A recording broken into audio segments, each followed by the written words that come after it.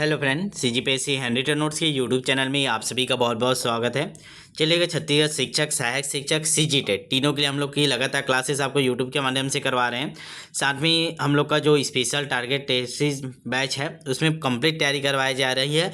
आज से लेकर आपके पेपर होने तक लगातार आपको एक एक टॉपिक दिया जा रहा है। एक एक टॉपिक के जितने संभावित क्वेश्चन बन सकते हैं वो सभी क्वेश्चनों को आपको एक एक करके उसमें कवर कराया जा रहा है। ठीक है, और लगातार ये सिलेबस चलेगा, चाहे आपके पेपर को होने में जितना भी समय लगे। हम आपके पेपर के एक दिन पहले तक आपको लगातार मेहनत करेंगे, एक भी दिन आपको गैप होने नहीं देंगे। लगातार आपकी तैयारी को मेंटेन कराया जाएगा। ठीक है, आज भी बहुत सारे बैच में टेस्ट है। कल कुछ विलम्ब हो गया था सिस्टम समस्या की वजह से, तो नहीं हो पाया था। आज सभी बैच में टेस्ट डाल जाएंगे, सभी लोग तैयार रहिएगा। ठीक है, चलेगा। आप लोग का साइंस भी क्लास स्टार्ट होने वाला था, दोनों का कंटेंट बन चुका है। तो आज पहले हम लोग सामाजिक अध्ययन का क्लास नंबर 13 कर लेते हैं। आप क्लास नंबर 1 से लेकर 12 तक नहीं देखे तो अनिवार्य रूप से आप प्लेलिस्ट में चले जाइएगा क्लास होने के बाद, और पूरा देख लीजिएगा, नोट्स बना लीजिएगा। बहुत शानदार तरीके से आपका पूरा सिलेबस कंप्लीट हो जाएगा। हम लोग वही चीज़ करते हैं जो आपके सिलेबस में टू द पॉइंट दिया हुआ रहता है, जो आपके सिलेक्शन के लिए डायरेक्ट बेनिफिट आपको देगा। चलिएगा, तो इकाई 5 हम लोग स्टार्ट करें। हम लोग मुगल साम्राज्य स्टार्ट करेंगे, जो आपके सिलेबस का हिस्सा है, देखे होंगे आप लोग। ठीक है, तो सीधे चलते हैं सिलेबस पे, आपको दिखाते हैं हम लोग ने क्या क्या कंप्लीट कर लिया था। हम लोग ने इकाई 1-2 का टेस्ट किए थे, इसमें क्लास नहीं हो पाया था। 3 को क्लास भी पूरा कराए थे। मौर्य साम्राज्य, गुप्त साम्राज्य ये पूरा कंप्लीट हो चुका है। भक्ति आंदोलन कंप्लीट हो चुका है। सूफी आंदोलन कंप्लीट हो चुका है, ये भी हो चुका है। अब सीधे हम लोग इकाई 5 कर रहे हैं, मुगल साम्राज्य। तो मुगल साम्राज्य में क्या क्या पढ़ते हैं? मुगल राजपूत में संबंध क्या था, कौन कौन प्रशासक थे, शासक थे, प्रशासनिक व्यवस्था कैसे थी, आर्थिक सामाजिक स्थिति, सांस्कृतिक स्थितियाँ, इन सभी को करेंगे। तो आप लोग की बहुत सारी डिमांड आई थी कि सर इसका क्लास करवा दीजिए।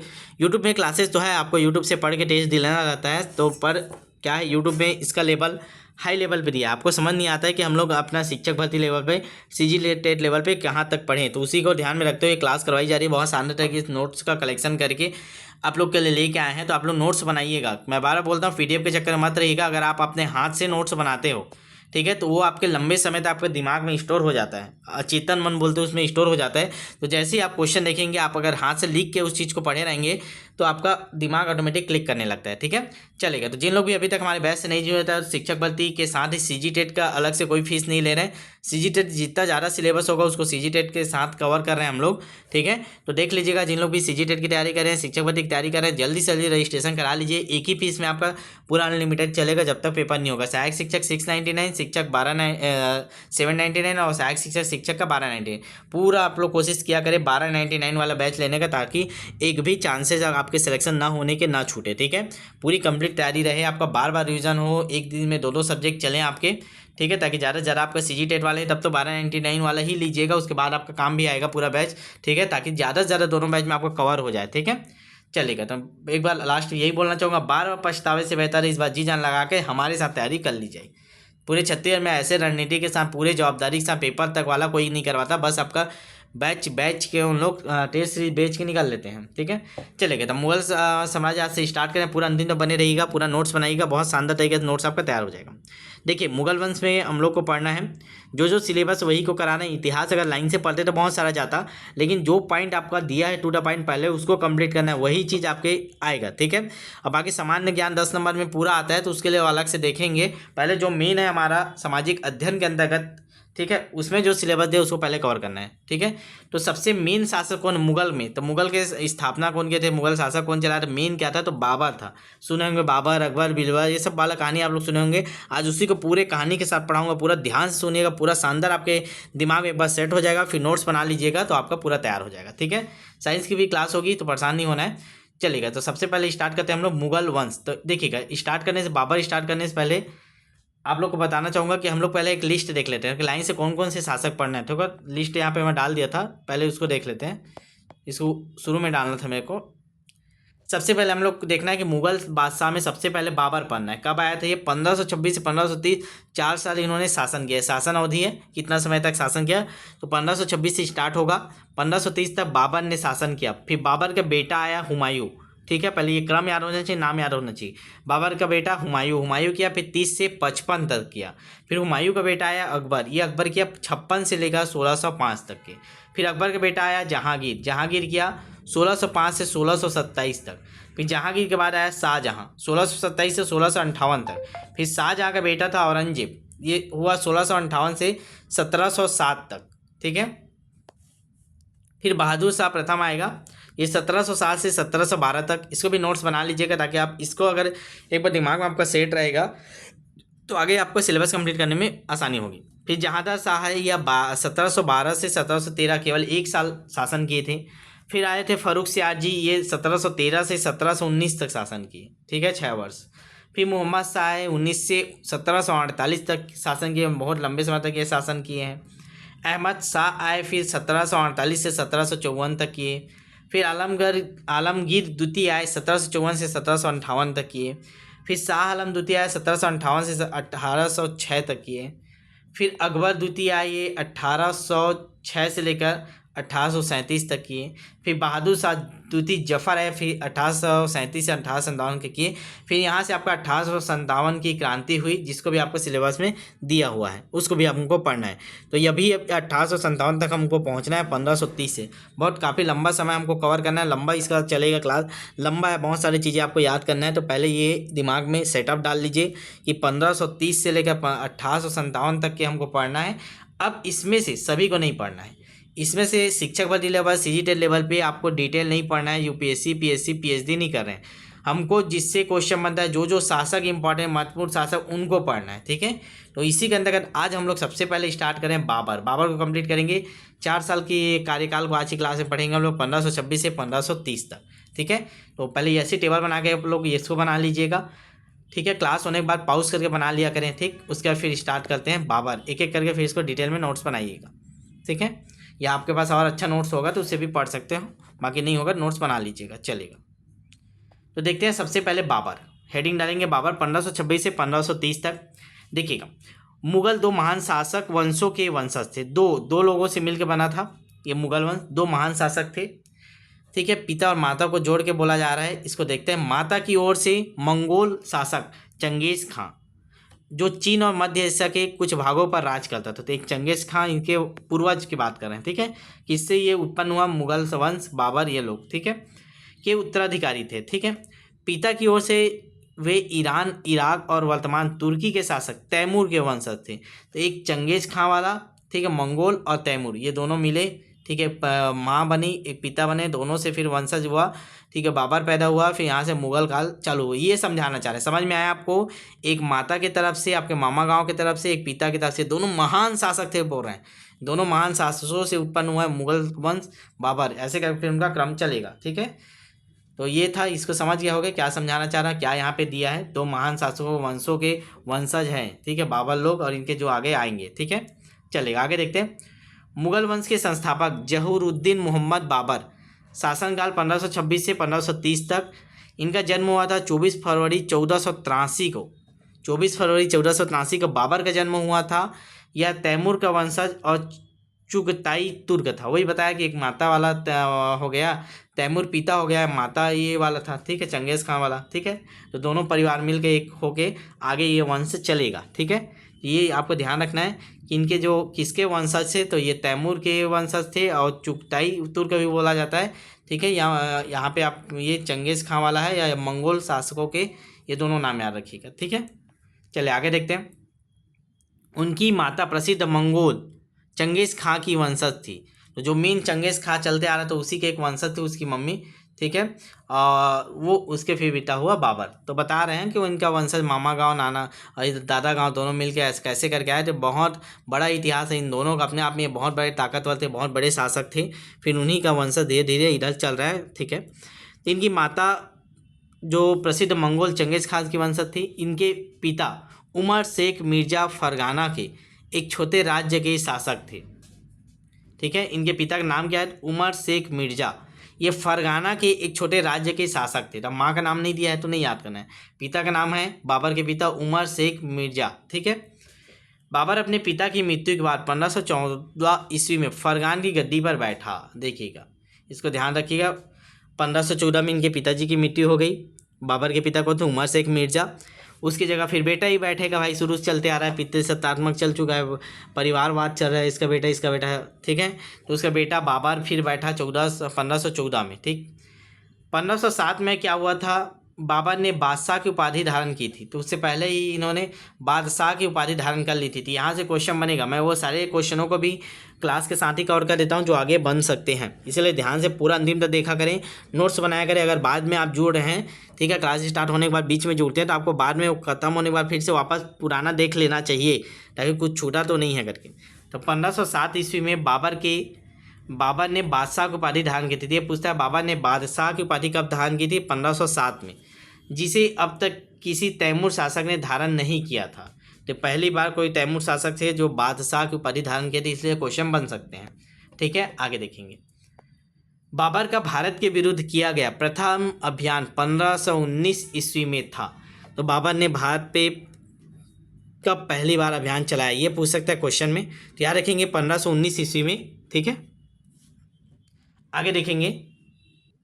इस अभियान में बाबर ने बाजौर और भेरा के किले पर अधिकार कर लिया था। तो ये मोस्ट इंपॉर्टेंट क्वेश्चन बनता है। बाबर का भारत के विरुद्ध किया गया प्रथम अभियान कब था? तो 1519 ईस्वी को था। क्या था, किसको जीता था? तो बाजौर के और भेरा के किले पर अधिकार कर लिया था। बाबर ने भेरा के युद्ध में पहली बार तोप खाने का प्रयोग किया था। तो ये भी पूछता है, तोप खाने का पहली बार प्रयोग कब किया गया था?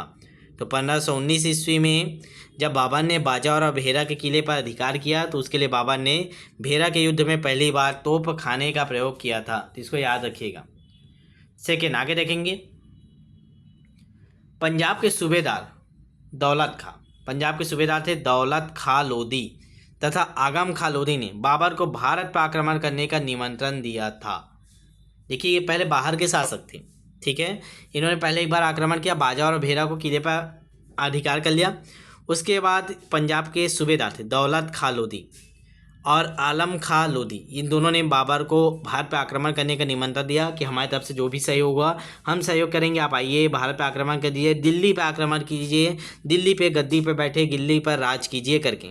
यही दो मेन थे जिन्होंने उनको बुलाया था।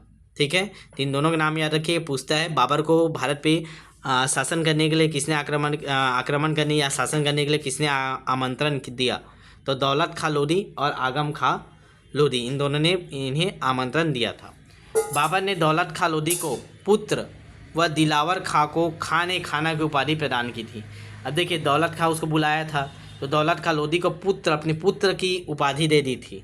इतना बड़ा उपाधि उसको मिला था, बुलाने के कारण बाबर ने दौलत खां लोधी को पुत्र की उपाधि दिया था। और उसके एक और साथी थे दिलावर खां, उनको खान ए खाना की उपाधि प्रदान की थी। ठीक है, तो उनके जो ये दोनों को नाम याद रखिएगा। दौलत खां को क्या उपाधि? पुत्र का, और दिलावर खां को खान ए खाना। ठीक है, खान ए खाना। ठीक है, याद रखिएगा, पूछेगा ये क्वेश्चन यहाँ से। आगे देखते हैं। बाबर के दो प्रसिद्ध निशानेबाज अली और मुस्तफ़ा थे। तो बाबर के दो प्रसिद्ध निशानेबाज थे अली और मुस्तफ़ा, जिन्होंने पानीपत के प्रथम युद्ध में भाग लिया था। आगे पढ़ेंगे पानीपत के युद्ध कब हुआ था, तो कब 1526 में हुआ था। ठीक है, तो उसको आगे देखेंगे कब कौन कौन से युद्ध किया, कितने में जीता। ठीक, अब आगे उसको देखेंगे। तो इतना फैक्ट आपको बाबर के बारे में एकदम टू द पॉइंट आपको याद होने चाहिए। क्वेश्चन देखते से आपको बनना चाहिए। इसको नोट्स बना लीजिएगा, शॉर्ट नोट्स बनाना होगा, शॉर्ट नोट्स बना लीजिएगा, जैसे ही बनाओ, लेकिन इन सभी फैक्ट के साथ आपके दिमाग में स्टोर होना चाहिए। ठीक है, चलिएगा। अब इनके जो युद्ध हुए थे उसको देख लेते हैं। ठीक, तो देखिए, बाबर का आपको 4 युद्ध करना है। इसको याद करने का भी तरीका रहता है। सबसे पहले पानी पिया बाबर ने, फिर खाना खाया, फिर चंदेरी गए, फिर वहाँ घाघरा पहन के डांस किया। तो पानी खाया 26, पानी पिया 26 में, 27 में खाना खाया, 28 में चंदेरी गया और 29 में घाघरा पहन के डांस किया। तो ऐसे करके ट्रिक बना के इसको याद कर लीजिएगा, ये बहुत काम आएगा। बहुत सारे एग्जाम में पूछा जाता है, छत्तीसगढ़ लेवल के बहुत सारे एग्जाम में बार बार क्वेश्चन बना हुआ है। तो पानी पीता है पहले 26 में, 27 में खाना खाता है, 28 में चंदेरी जाता है, 29 में घाघरा पहन के डांस करता है। 3-4 बार बोल लीजिएगा, लिख लीजिएगा, याद हो जाएगा। फिर कभी भी आप देखेंगे पानीपत के युद्ध 1526 में, तो डेट आप याद रखिएगा 21 अप्रैल 1526। अब किनके मध्य हुआ था? तो इब्राहिम लोदी और बाबर के मध्य हुआ था। ठीक है, तो इसको याद रखिएगा। पानीपत का प्रथम युद्ध 21 अप्रैल 1526 को इब्राहिम लोदी बाबर के मध्य हुआ था। इसमें बाबर विजयी हुआ था। खानवा का युद्ध हुआ था 17 मार्च 1527 को राणा सांगा और बाबर के मध्य, इसमें भी बाबर विजयी हुआ था। सभी में बाबर विजयी हुआ था, याद रखिएगा। चंदेरी का युद्ध हुआ था 29 जनवरी 1528 को मेदिनी राय और बाबर के मध्य, इसमें बाबर विजय हुआ था। घाघरा का युद्ध हुआ था 6 मई 1529 को अफगानों और बाबर के मध्य, इसमें भी बाबर विजित हुआ था। ठीक है, तो ये चारों आपको अच्छे से याद रखना है। पानीपत के युद्ध 1526, खानवा के युद्ध 1527, चंदेरी के युद्ध 1528, घाघरा के युद्ध 1529, इब्राहिम लोदी वर्सेस बाबर, राणा सांगा वर्सेस बाबर, मेंदिनी राय वर्सेस बाबर, अफगान वर्सेस बाबर। तो इसको नोट्स बना लीजिएगा। आप नोट्स बना के पढ़ेंगे तब आपको ये कंठस्थ याद हो जाएगा। ठीक है, चलिए आगे बढ़ते हैं, आगे देखते हैं। चलिए आगे देखते हैं।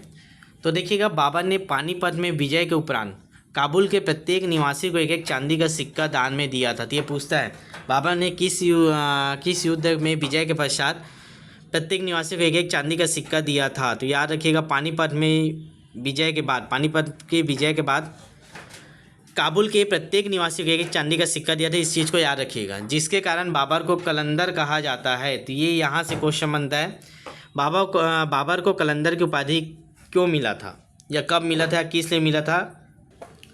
तो इसको याद रखिएगा अच्छे से, कलंदर क्यों कहा जाता था बाबर को। तो उन्होंने जो काबुल के प्रत्येक निवासी को एक चांदी का सिक्का दिया था, जिसके कारण इन्हें कलंदर कहा जाता था। आगे देखते हैं। श्यामल दास की कृति वीर विनोद, थोड़ा सा नेटवर्क इशू आ रहा है, ध्यान दीजिएगा, कट रहा होगा आवाज़। श्यामल दास की कृति वीर विनोद में खानवा युद्ध का वर्णन किया गया है।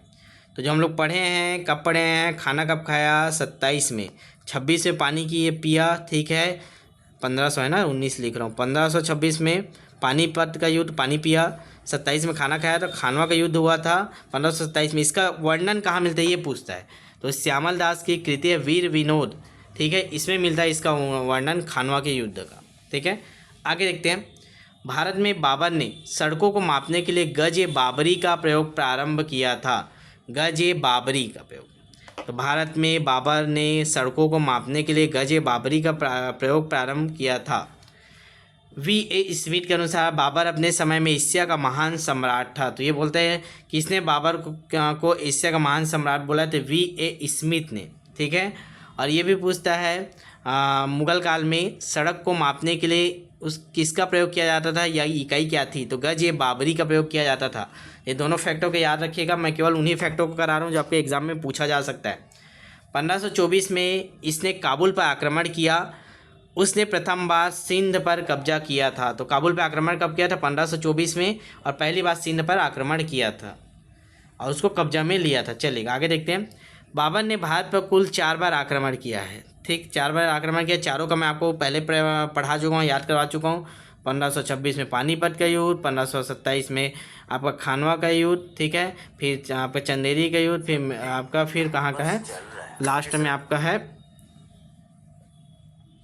एक सेकंड रुकिएगा ना,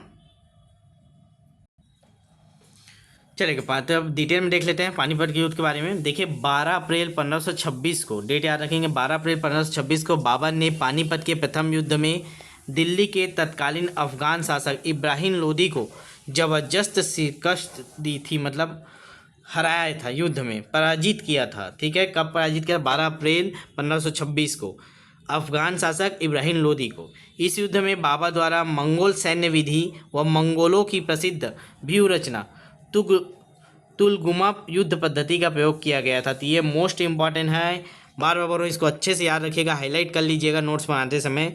तुलगुमा युद्ध पद्धति का योग बाबर ने किसके विरुद्ध किया था, पहला क्वेश्चन इब्राहिम लोदी के विरुद्ध किया था। किस शासक के विरुद्ध किया था, तो अफगान शासक के विरुद्ध किया था। कब किया था, तो 12 अप्रैल 1526 को किया था। कौन से युद्ध में किया था, पानीपत के युद्ध में किया था। अलग अलग रूपों में इसी क्वेश्चनों को घुमा फिरा के पूछ सकता है। ठीक है, तो इसको याद रखिएगा। और कौन से सैन्य विधि का प्रयोग, मंगोल सैन्य विधि, मंगोलों की प्रसिद्ध व्यूह रचना क्या थी, तुलगुमा युद्ध पद्धति का प्रयोग कर पानीपत के युद्ध में विजय प्राप्त किया था। स्मरण रहे, इससे पहले इब्राहिम लोदी मेवाड़ के शासक राणा सांगा के घाटोली के युद्ध 1598 में भी पराजित हुआ था। तो इब्राहिम लोदी है, ये इससे पहले भी पराजित हुआ था, किससे, तो ये राणा सांगा के से पराजित हुआ था। ठीक है, 1518 में, फिर 1526 में ये फाइनली पराजित होगा किसके द्वारा, पानीपत के युद्ध में बाबर के द्वारा। बाबर के द्वारा वहाँ कब्जा कर शासन शुरू किया जाएगा। ठीक है, तो ये पहले याद रखिएगा पानीपत के युद्ध के बारे में। ठीक है, आगे देखते हैं। आगरा से 40 किलोमीटर दूर बाबर और राणा सांगा की सेनाओं में खानवा का युद्ध हुआ। पहला देख ले पानीपत का युद्ध, अब खानवा के युद्ध 1527 में बोला था, पहले पानी पिया फिर खाना खाया। तो आगरा से 40 किलोमीटर दूर बाबर और राणा सांगा की सेनाओं में खानवा का युद्ध 16 मार्च 1527 को हुआ। राणा सांगा की पराजय हुई और उसके ही सामंतों ने जहर देकर मार डाला था। तो ये इंपॉर्टेंट है, ध्यान दीजिएगा। राणा सांगा को उसके ही सामंतों ने जहर दे के मार दिया था। पूरा कहानी को अच्छे से पढ़िए, समझिए, फिर नोट्स बनाइए, फिर टेस्ट अटेम्प्ट कीजिए, ठीक है। तो आगरा से 40 किलोमीटर दूर बाबर और राणा सांगा की सेनाओं के मध्य खानवा का युद्ध हुआ। डेट बोलेगा 16 मार्च 1527 को। इसमें राणा सांगा की पराजय हुई और उसकी मृत्यु भी हो गई। मृत्यु कैसे हुआ? तो उसके ही सामंतों ने जहर देके मार डाला। बाबर ने इसी युद्ध में जिहाद का नारा दिया था। तो ये भी पूछता है बाबर ने अपने किस युद्ध में जिहाद का नारा दिया था? तो किस में दिया था? खानवा के युद्ध में 1527 को। युद्ध में विजयी होकर उसने गाजी की उपाधि भी धारण की थी। तो युद्ध में विजयी होकर उसने गाजी की उपाधि भी धारण की थी, इस चीज़ को याद रखिएगा, ठीक है। तो किस युद्ध में विजय होकर गाजी की उपाधि धारण की? तो खानवा के युद्ध में 1527 को, ठीक है, 1527 को गाजी की उपाधि धारण की, इसको याद रखिएगा। बाबर की मृत्यु 16 दिसंबर 1530 को हुई। बाबर का मृत शरीर पहले यमुना के किनारे आगरा के आराम बाग, जिसको नूर अफगान भी बोला जाता है, में दफनाया गया था, किंतु बाद में उसकी इच्छा अनुसार काबुल में दफनाया गया। बाबर पहले से ही काबुल में अपनी इच्छा जाहिर कर दिए थे कि मुझे काबुल में दफनाया जाए करके, और वहाँ अपना पूरा तैयार करके रखे हुआ था, ठीक है। लेकिन इनकी मृत्यु हुई, कब हुई? 26 दिसंबर 1530 को इसकी मृत्यु हो गई। बाबर के मृत शरीर को पहले यमुना किनारे के आगरा के आराम बाग में दफना दिया गया था, किंतु बाद में फिर पता चला इसकी क्या थी, कामना थी वहाँ अपना समाधि लेने का, तो फिर उसको वहाँ से निकाले और फिर ले जाके दोबारा काबुल में दफनाया गया। पूरा कहानी को याद रखिएगा, किसी भी प्रकार के घुमा के पूछ सकता है। वर्तमान में आराम बाग को राम बाग कहा जाता है, तो इसको याद रखिएगा। वर्तमान में जो आराम बाग है उसको राम बाग कहा जाता है, ठीक है। बाबर ने तुर्की भाषा में अपनी आत्मकथा तुजुक-ए बाबरी लिखी, जिसका फारसी अनुवाद बाबर नामा है, जो कि अबुल रहीम खान खाना ने किया था। अंग्रेजी अनुवाद वेवरिज ने किया था। तो इसको अच्छे से याद रखिएगा, पूरा कहानी को दिमाग में इसको सेट करके रखिएगा। क्या क्या रखना है इसमें का याद? तो याद रखना है इसकी आत्मकथा का नाम क्या है? तुजुक-ए बाबरी, ठीक है। तो बाबर की आत्मकथा का नाम तुजुक-ए बाबरी, ठीक है। इसका फारसी में अनुवाद किया गया किस नाम से? तो बाबर नामा के नाम से फारसी में अनुवाद किया गया। किसने किया? तो अब्दुल रहीम खान खाना ने। तो याद रखिएगा, मेन क्या है? तुजुक-ए बाबरी है। अब इसको फारसी में अनुवाद कर रहा है, कौन कर रहा है? अब्दुल रहीम खान खाना। क्या नाम से कर रहा है? बाबर नामा के नाम से। अब इसको फिर अंग्रेजी में अनुवाद किया, किसने किया? बेवरिज ने। अंग्रेजी में इसको अनुवाद कर दिया, ठीक है। तो ये दो भाषा में अनुवाद हुआ, पहले फारसी में फिर अंग्रेजी में। आगे देखते हैं, बाबर को मुबैयान नामक पद्य शैली का आविष्कारकर्ता माना जाता है। तो इनको एक पद्य शैली आविष्कार किए थे, मुबैयान। तो ये पूछ सकता है मुबैयान नामक पद्य शैली का आविष्कार किसने किया है? तो बाबर ने किया है, याद रखिएगा। मैं उन सारे पॉइंट को कवर कर रहा हूँ जो आपके लिए इंपॉर्टेंट है। अब इसके बाद आप जो भी बुक होगा अपने बुक में भी पढ़िएगा, लूसेंट के बुक में भी पढ़िएगा, तो आपको एकदम मज़ा आ जाएगा कि ये सब तो हम लोग सुने हुए हैं, कहानी पता है, ठीक है। फिर आगे देखते हैं, बाबर ने नक्शबंदी सूफी परंपरा का अनुयायी था। तो ये पूछता है बाबा कौन सी परंपरा का अनुयायी? पढ़े हम लोग भक्ति आंदोलन, सूफी आंदोलन पढ़ चुके हैं, उसके बाद ये पढ़ रहे हैं मुगल, तो भाई उसका प्रभाव तो रहेगा ना, किसी एक तरफ तो ये जाएगा ना बाबर। तो किसके तरफ गया था? नक्शबंदी सूफी परंपरा का अनुयायी था, तथा नक्शबंदी सूफी ख्वाजा उबैदुल्ला का शिष्य था। और किसका शिष्य बना ये बाबर? तो सूफी शासक, नक्शबंदी सूफी शासक ख्वाजा उबैदुल्ला, ये उसके गुरु का नाम था बाबर के, ख्वाजा उबैदुल्ला इसका ये शिष्य बना था। तो ये बात याद रखिएगा आप लोग, इतना फैक्ट आपके दिमाग में जाते जाना चाहिए, ठीक है। अभी वाला हम लोग ने पूरा पढ़ लिया था, बाबर का कब कब हुआ था एक बार फिर से रिवाइज कर लेते हैं, देख लेना। अभी हम लोग बाबर के बारे में पढ़ रहे हैं 1526 से 1530, फिर हम लोग आगे पढ़ेंगे हुमायूं के बारे में 1530 से 1555, फिर अकबर के बारे में पढ़ेंगे 1556 से 1605, जहांगीर, शाहजहां, औरंगजेब, इनके बारे में लाइन से हम लोग पढ़ते जाएंगे, ठीक है। देख लीजिएगा इसको। आज छोटा सा क्लास करवा रहा हूँ, थोड़ा सा कुछ दिक्कत है, ठीक है। 24-25 मिनट क्लास हुआ, इतना आप लोग एकदम क्लियर करके रखिएगा। आगे क्लास का टाइमिंग भी बढ़ाऊंगा थोड़ा सा, आगे 1-1 घंटे क्लास करवाने की कोशिश करूँगा, लेकिन अभी 30 मिनट मेरे पास टाइम रहता है, 30 मिनट का मैं क्लास करवा रहा हूँ। यहाँ से पूरा आप लोग नोट्स बना लीजिए, पूरा होमवर्क है। बाबर के एक पॉइंट आपको रट्टाए जाना चाहिए, भले हम लोग स्लो करेंगे क्योंकि टीचर भर्ती का पेपर थोड़ा लंबा है, हालांकि CG टेट का पेपर थोड़ा सा पास है, तो थोड़ा उसके लिए आपको एक्स्ट्रा मेहनत करना पड़ेगा, ठीक है। क्लास में, बाकी तो टेस्ट चल ही रहा है लाइन से, ठीक है। आज जो भी बैच बचे हुए थे टेस्ट नहीं हो पाए तो उनको आज कवर कर लिया जाएगा, ठीक है। तो पूरा बाबर का नोट्स बना लीजिएगा, एक एक पॉइंट याद कर लीजिएगा, लिख के याद कर लीजिएगा, ताकि इसमें एक नंबर भी ना छूटे। क्वेश्चन आएगा बाबर से क्वेश्चन आता है तो इसमें से पूरा याद कर लीजिएगा। सीजी टेट वाले भी आप लोग बहुत अच्छे से जो युद्ध की डेट है उसको याद कर लीजिएगा, ठीक है। चलिए, तो यहीं आज क्लास समाप्त करते हैं, मिलते हैं कल हुमायूं के बारे में पूरा पढ़ेंगे, ठीक है। कल लंबा क्लास चलेगा और साइंस की भी क्लास होगी, मटेरियल तैयार हो चुका है, ठीक है। जैसे ही समय मिलता है उसका क्लास मैं शुरू करवा दे रहा हूँ, ठीक है। ध्यान दीजिएगा, सहायक शिक्षक बैच 699, शिक्षक 799, सहायक शिक्षक 1299। तो जिस भी बैच में आपको ज्वाइन करें जल्द से जल्द ज्वाइन कर लीजिए। मत सोचिए 1 महीने बचा, 2 महीने बचा, सीजी टेट बचा, सीजी टेट हो जाएगा तो शिक्षक भर्ती तैयारी करूँ, ये मत सोचिए। आप लाखों रुपये खर्चा करके डीएड बीएड कर चुके हैं, इस बार नहीं निकले तो अगले बार तैयारी करेंगे, 5 साल बाद फिर वैकेंसी, लेकिन आप करेंगे। तो इस चीज़ को समझो और फुल कोशिश करो कि मेरे को निकालना है, सीजी टेट क्लियर करना है 1 महीने में, 1 महीने बाद टीचर भर्ती की तैयारी करना है, फिर क्लियर करना है, और दोनों एक साथ करना है क्योंकि सेम चीज़ पढ़ना है, ठीक है। इसीलिए मैं बैच 1 ज्वाइन कर लीजिएगा, जितना सीजी टेट में होगा दोनों बैचों से उतना कवर हो जाएगा, अभी 1 महीने से ज़्यादा ऊपर है, ठीक है। और बाकी फिर आगे कंटिन्यू चलेगा, ठीक है। चलिए क्लास को शेयर कर दीजिए, मिलते हैं नेक्स्ट वीडियो में, तब तक के लिए ऑल द बेस्ट।